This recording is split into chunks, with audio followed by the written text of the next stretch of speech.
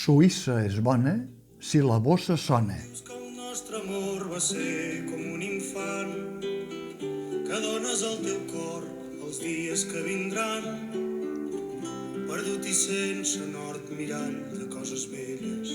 Em dius que el nostre amor s'acaba a les estrelles. No fan ni 4 dies que el tema de la infertilitat o el desig de tenir descendència planava sobre l'escenari del Teatre Nacional de Catalunya amb l'Aranya d'Àngel Guimerà.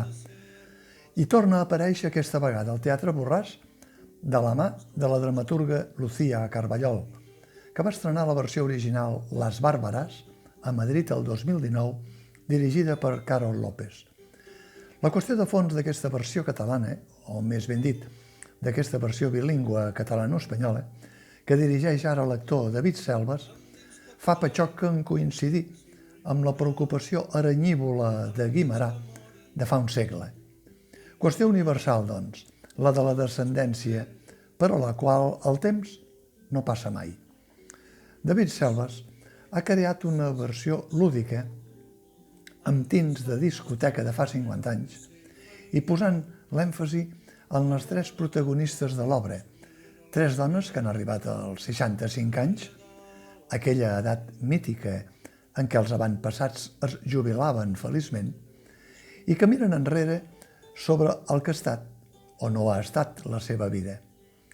3 dones que expien els seus fantasmes i que confessen les seves contradiccions. Una, dedicada a l'exitosa carrera d'arquitecte.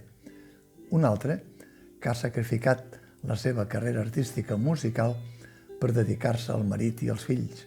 I una altra que ha estat feliç amb la vida matriarcal, ara que ha arribat a fer d'àvia i cangur dels nets. Les 3 es troben en un hotel per encàrrec d'una quarta amiga més jove que elles i el llegat que els ha deixat en herència després de la seva mort prematura, a la trentena, a causa d'un càncer.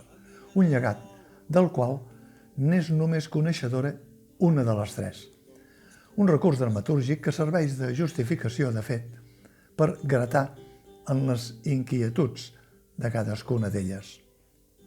David Selves ha optat per deixar la trama, com deia, en versió bilingüe per raons de repartiment, diu.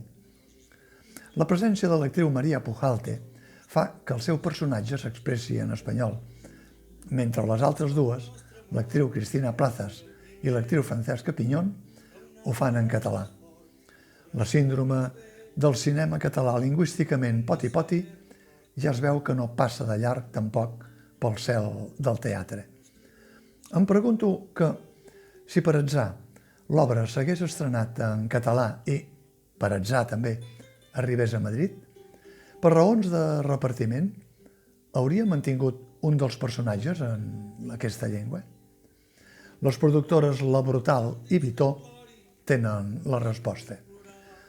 Una obra com Les Bàrbares, que no pretén marejar els espectadors ni amb una filosofia complexa ni amb un adoctrinament conductiu, sinó introduir-los en les quimeres que potser molts d'ells també tenen, sobretot elles, siguin de la generació que siguin, se salva sobretot per la interpretació. I aquest és el ganxo principal de Les Bàrbares, que arrenca suaument, però que va pujant de to, fins al punt que sí, que enganxa totalment pel discurs i, sobretot, per la potència discursiva de cadascuna de les intèrprets. Excel·lent i gairebé redescoberta, més enllà dels seus papers habituals, l'actriu Francesca Piñón, que aporta picossades d'humor sense que ni s'ho proposi ni recorri a cap estridència, simplement amb el seu savoir-faire espontani i particular. Penetrant i profunda l'actriu Cristina Plazas, que és qui manté un parell d'escenes de tet-a-tet amb l'actriu Maria Pujalte, la que encamina bona part la trama del triangle amistós, que ve de lluny, de quan les 3 eren més adolescents i de quan es van trobar després enrolades en els inicis del moviment feminista, als anys 70 del segle passat, just després de la caiguda de la dictadura.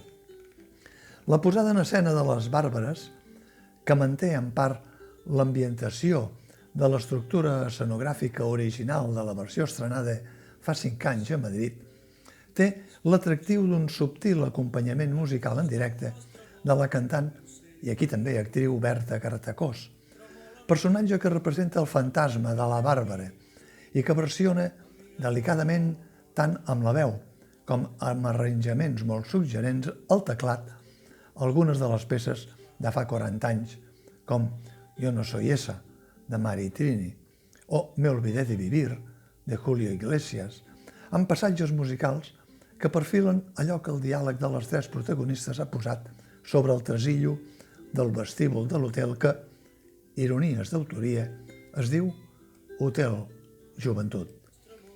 David Selves ha anat més enllà de la versió original i, com si s'hagués posat la gorra de discjòquei, ha ampliat el repertori gairebé amb peces de ball de tarda vintage, com els que últimament diu que proliferen per a gent madura, amb altres peces com ¿Por qué te vas?, de Janet, De vez en cuando la vida, de Joan Manuel Serrat, o Em dius el nostre amor, de Toti Soler, l'única peça catalana.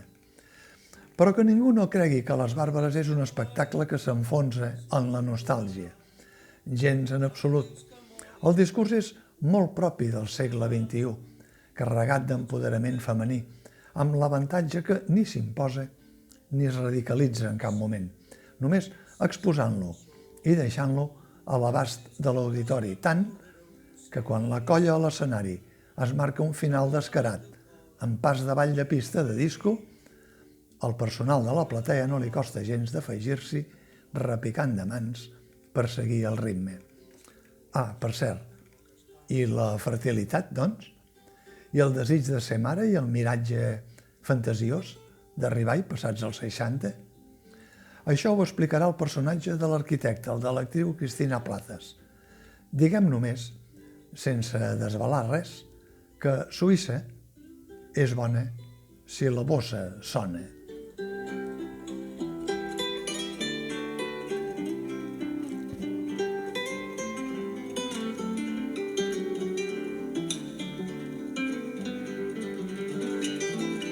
Em dius que el nostre amor era un ocell ferit, tremola en el teu cor, somia en el meu pit, amiga de